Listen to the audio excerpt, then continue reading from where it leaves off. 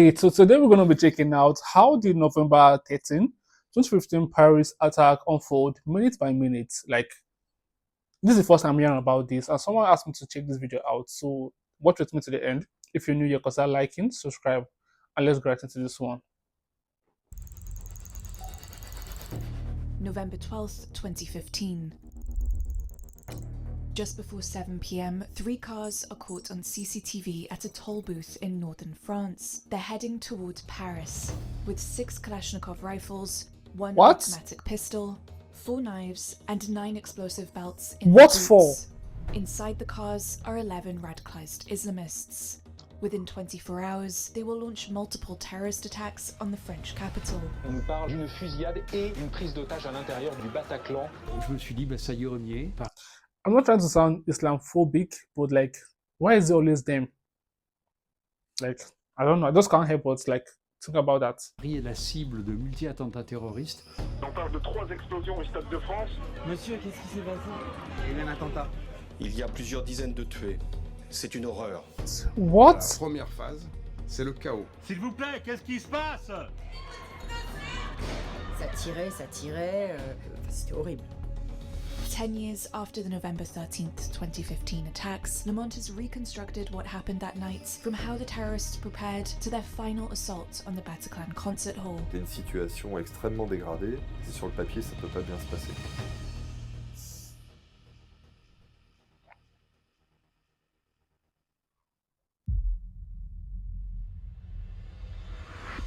The cars reach the Paris area at around 7:30 p.m. The terrorists split up between 2 hideouts they had rented a few days earlier. They spend the night there. They prepare for their attacks during the day on November 13th. In one hideout, the terrorists research the Bataclan. These screenshots, later recovered from their phones, show they looked up the concerts scheduled that evening and the venue's layout. The other terrorists drive around Paris in the afternoon. Their phones locate them near Place de la République, Boulevard Saint-Martin, and close to the Stade de France. The 3 areas are written on a piece of paper found in their car. Attacks will take place near these locations. But a 4th location confused investigators: Charles de Gaulle Airport. I don't understand. They want to carry out a 9/11 kind of attack? Because, I mean, why do you want to attack an airport? You don't want to attack a plane and, fly into a building, something like that. Terrorists goes there shortly after 6 p.m, but no attack is carried out. On peut imaginer qu'à ce stade, il y avait un certain nombre de cibles potentielles avec des choix qui n'étaient pas définitivement arrêtés. Ça fait partie des questions de ce dossier. At 7:44 p.m, the terrorists return to their hideout. They leave less than an hour later to begin their killing spree in Paris.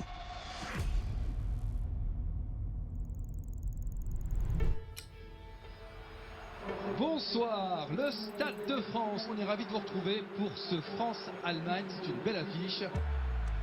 Le soir, il y a un match de foot entre la France et l'Allemagne. Et moi, il se trouve que je suis plutôt originaire du Sud-Ouest, donc je suis plutôt branché rugby que football. Mais j'avais été invité à voir le match, et mon chef de cabinet me dit, bon, quand même, un jour, il faudra que vous fassiez un effort pour répondre à une invitation pour un match de foot. Mon chef de cabinet me dit, Commander of the Paris Fire un jour, il faudra que vous Brigade. fassiez un effort pour répondre à une invitation pour un match de foot. The first group arrives at the Stade de France around 8:45 p.m, led by Salah Abdeslam. He drops off 3 terrorists and drives away. Et ce soir-là, j'étais pas tranquille. Quelque chose, le contexte faisait que, en fait, on n'était jamais tranquille. C'est parti avec un coup d'envoi donné par les Allemands. 9 p.m, kick-off time.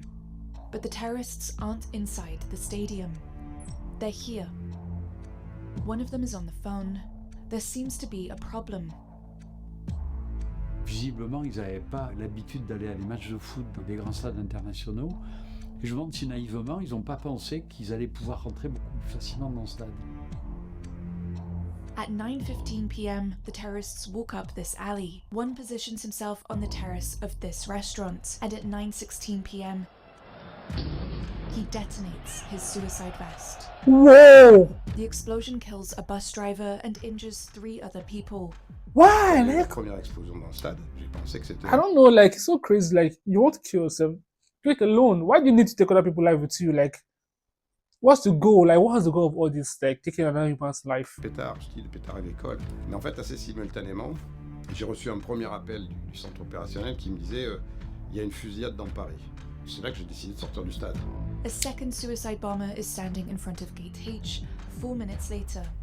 At 9:20 p.m., he triggers his vest. Whoa!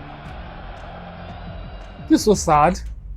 The explosion causes several injuries, including one. This is so sad and annoying. Like, I'm getting angry for no reason because, like, why? Just why? Like, just why? Like, nobody has the right to take another person's life. That's what I believe. Like, you don't have the right to take another person's life. If you want to take your life, take it alone. Like, you feel like the world is too hard for you to live in. If you want to kill yourself, do it by yourself. But, like, take another person's life, it's just horrible. Serious, but only the suicide bomber is killed. Je suis à l'extérieur du stade. Il n'y a absolument personne. Mon téléphone n'arrête pas de vibrer. Et là, juste devant moi, à quelques mètres, il y a une jambe.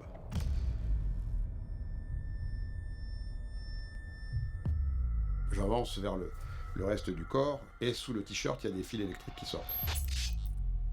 Vous passez d'une espèce d'interrogation à une absolue certitude que celui qui est en face de vous, il s'est fait sauter. Oh. Vers 9h25, j'ai un appel pour m'aviser qu'il y a eu, porte D, je crois, au Stade de France, une explosion. Après ces coups de téléphone, je vais avoir le réflexe d'allumer mon téléviseur et je vais voir apparaître des bandeaux qui annoncent des scènes de fusillade dans les cafés du 11e arrondissement avec de très nombreuses victimes. A minute after the second explosion at the Stade de France, the second group is ready to act. At 9:20 p.m., their car passes 2 restaurants in the 10th arrondissement, Le Carillon and Le Petit Cambodge. It's a mild evening and many Parisians are seated outside. The car circles the neighborhood and 4 minutes later stops in front of these terraces. 3 terrorists step out, armed with Kalashnikovs. They fire more than 200 rounds at the 2 restaurants. 13 people are killed and dozens more injured. It's so sad. I can imagine what the family of these people went through. Less than a minute later, they get back in their vehicle and drive 400 meters to their next stop, La Bombière Bar. 2 terrorists fire at its terrace, and another targets the terrace of the La Casa Nostra restaurant. 5 people are killed. Like, what is the goal of all this? Like, all this killing? Like, what's your goal? People you don't know, unharmed people that have not done anything to you, people that don't even know you as well. Like, what's the goal? Terrorists continue through Paris, driving for about 10 minutes, until at 9:36 p.m. they stop near the bar Le Belle Équipe. They fire 164 rounds at the terrace, killing 21 people.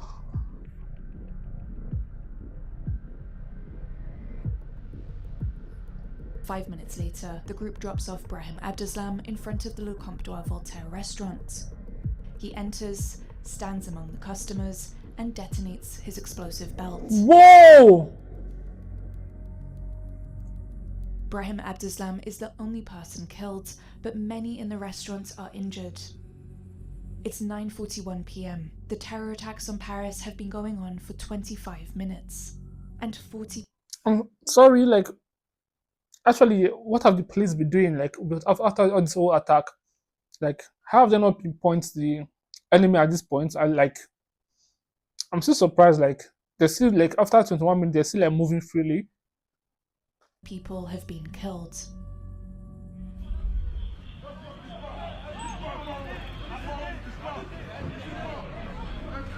Monsieur, qu'est-ce qui s'est passé? Il y a eu un attentat.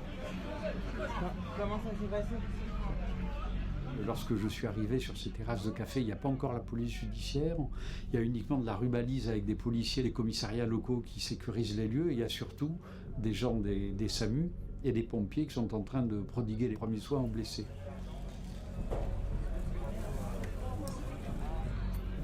Quand vous êtes confronté à ce qui s'est passé sur les terrasses, pour les premiers intervenants, c'est terrible. Vous avez les familles, les amis, le public qui est là. Et qui vous dit, il faut vous occuper, c'est ma sœur, c'est mon mari, c'est mon frère. Bon, et vous êtes forcément déchiré. Parce que si vous voyez que la sœur, c'est fichu, il n'y a rien à faire, elle est déjà morte ou elle va mourir dans la minute qui va suivre, il faut pouvoir dire dans les yeux, monsieur ou madame, votre mari ou votre femme ou votre fille, je ne peux plus rien faire pour elle. Et humainement, ça, c'est vraiment compliqué, quoi. Et vous le portez pour le restant de vos jours. It's so sad. De l'aveu même des policiers, ils sont abasourdis par ce qui vient de se passer. Ils n'ont pas de consignes, ils essayent de sécuriser au maximum, de rassurer les habitants en leur disant mettez-vous à l'abri, restez chez vous. Et tout le monde est sur ses gardes aussi ici ce soir encore à Paris, dans la mesure où on ne sait pas combien de terroristes ont agi et combien sont encore en liberté dans les rues de Paris. On est pris à ce moment-là dans une sorte de course où il y a des tas d'informations qui vont arriver. Là, je suis pendu à mon téléphone en permanence et c'est à ce moment-là que je vais apprendre effectivement qu'il y a quelque chose en cours au Bataclan.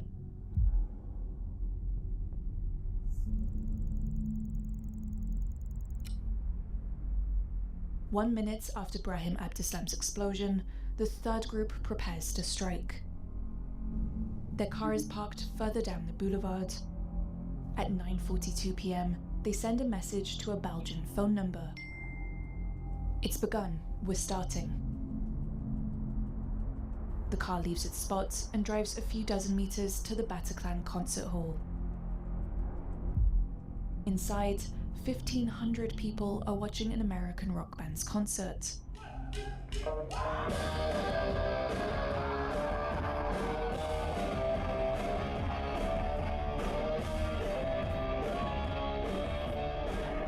Il y avait une super ambiance, la salle était pleine, ça dansait, ça chantait, enfin c'était un bon concert.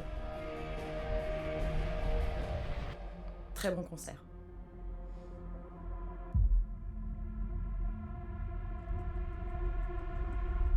At 9:47 p.m., 3 terrorists get out of the car. They kill several people on the sidewalk and rush into the venue.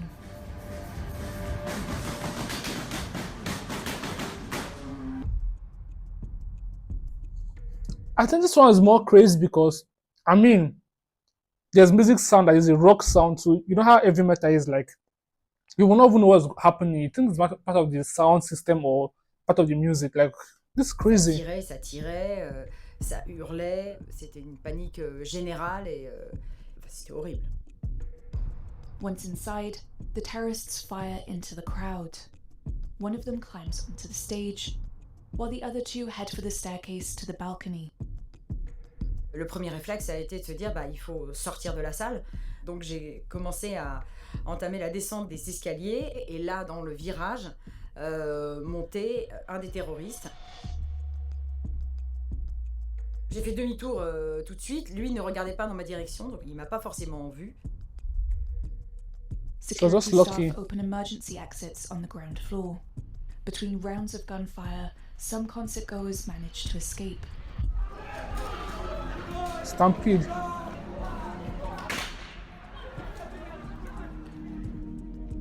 À partir de 10h du soir, vous avez en permanence des victimes qui sortent les yeux hagards, souvent certains à moitié déshabillés, certains indemnes, certains blessés, mais tous très choqués psychologiquement. Inside, the terrorists shoot people at random. They claim their actions on behalf of the Islamic State group.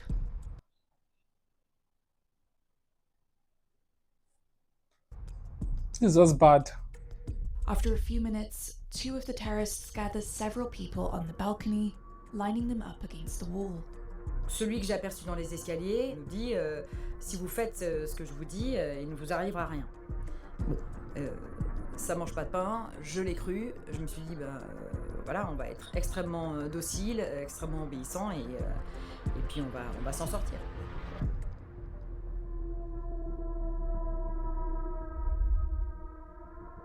At this moment, in the north of Paris, the third Stade de France terrorist has been wandering the neighborhood for 40 minutes. At 9:53 p.m., he places himself amongst a group of fans and detonates his suicide vest. He's the only fatality. Oh, thank you, God. Thank you, Less than Jesus. 10 minutes after the attack at the Bataclan began, 2 police officers arrive. They enter the building without waiting for backup. I'm in the Bataclan. Several dozen dead. There are 2 of us. We can hardly advance. At that moment, one of the terrorists is on the stage. The officers enter the hall and fire several times. The terrorist collapses and his suicide vest explodes. Cette intervention du commissaire de la BAC, ça a vraiment donné un coup d'arrêt aux salves. Et du coup, ils se sont dit, bon, ben, on va s'enfermer dans le couloir et puis on va faire autre chose.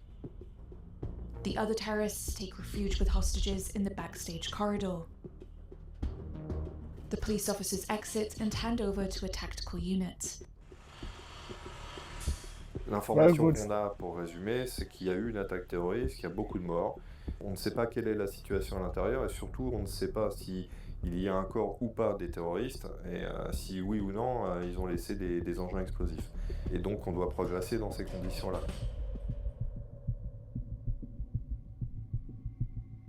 At 10:20 p.m., 30 minutes after the start of the attacks, the intervention brigade enter the Bataclan. Il y a pas mal de lumière, donc on voit à peu près, mais il y a surtout beaucoup de gens par terre. Et en fait, on comprend après que les terroristes tiraient sur tous ceux qui parlaient, essayaient de se lever, dont les téléphones sonnaient. Donc tous ceux qui étaient au sol, qui n'étaient pas blessés, n'osaient même plus bouger. They secure the ground floor to evacuate the wounded. They have no idea that terrorists are still inside with the hostages. Je pense que clairement, c'était pas du tout prévu qu'ils nous prennent en otage. Ils se retrouvent donc avec une dizaine de personnes sur les bras, et là commence l'impro. Around 11 p.m., an officer reaches the corridor. En essayant de pousser la porte, ils entendent hurler, quelqu'un qui se trouve à l'arrière et qui leur dit de ne pas rentrer, expliquant qu'il y a 2 terroristes armés et une douzaine d'otages derrière. Donc là, on passe dans une toute autre scène avec une prise d'otages multiple, 2 terroristes armés de calaches et de gilets explosifs. Donc c'est plus du tout le même travail. The terrorists negotiate by phone with the police, but their demands are deemed unrealistic, and the officers fear talks won't succeed. Sachant qu'il n'y a pas de prise sur la négociation et qu'on ne progresse pas, j'ai le sentiment, et j'ai toujours le sentiment maintenant, que la moins mauvaise solution, c'était de passer à l'assaut, quoi.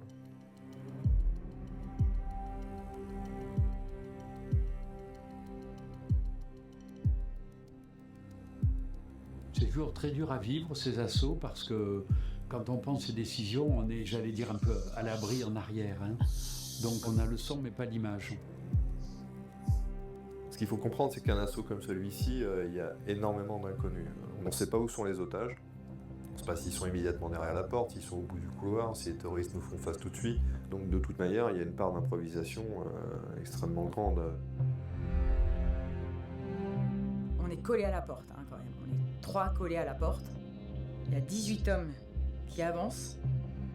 Je n'entends absolument rien. Et tout d'un coup, j'entends un coup de semonce incroyable.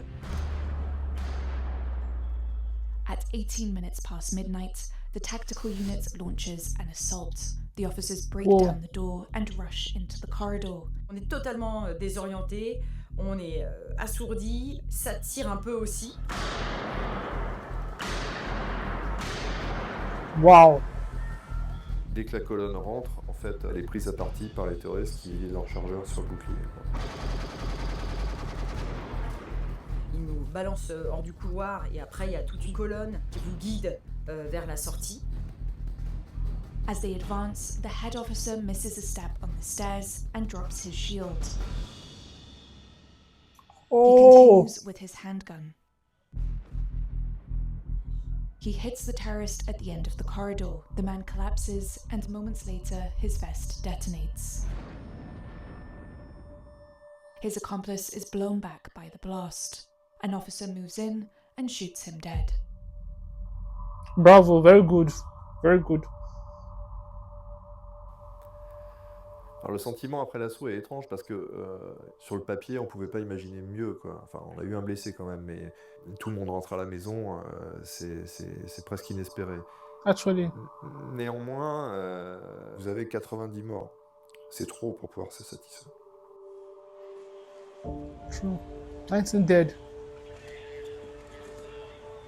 Il y a un chaos total qui règne devant le Bataclan, puisqu'il y a des blessés partout, il y a des ambulances, il y a une activité, enfin c'est complètement le chaos, quoi.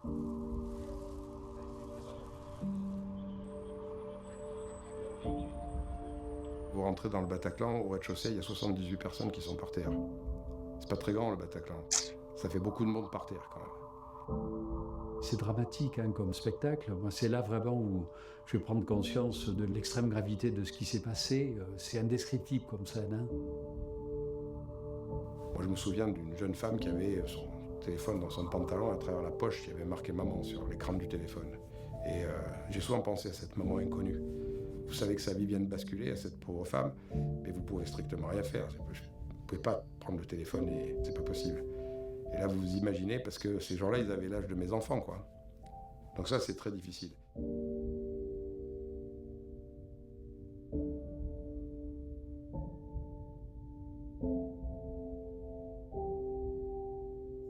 Quand on travaille dans le contre-terrorisme, notre finalité, notre objectif, c'est d'éviter la commission des attentats. Et ça, objectivement, vendredi 13, on n'a pas pu l'éviter et on a effectivement conscience de tout ça. C'est un sentiment, je pense que moi qui ne me quittera jamais et je pense que tous les acteurs du contre-terrorisme ont de la même façon.